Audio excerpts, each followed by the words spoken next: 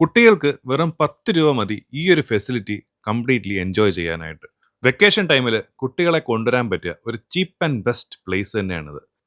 ഊഞ്ഞാല്, seesaw, slide അങ്ങനെ കുട്ടികൾക്ക് ഇഷ്ടപ്പെടുന്ന ഒരുപാട് ഐറ്റംസ് ഇവിടെ ഉണ്ട്.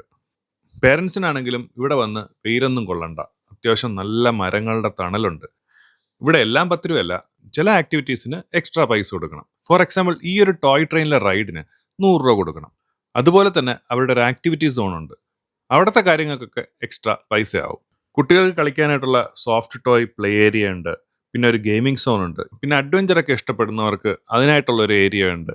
ഇതിനൊക്കെ ഓരോന്നിനും 100, 150 അങ്ങനെയൊക്കെയാണ് ഇതിന്റെ പ്രൈസ് പോകുന്നത്. ഈ എക്സ്ട്രാ പൈസയൊന്നും കൊടുത്തില്ലെങ്കിൽ തന്നെ ആ ഒരു 10 രൂപ എൻട്രി ഫീസ് കൊടുത്തു കഴിഞ്ഞാൽ കുട്ടികൾക്ക് നല്ലതുപോലെ എൻജോയ് ചെയ്യാനുള്ള ഒരുപാട് കാര്യങ്ങൾ ഈ ഒരു പാർക്കിലുണ്ട്.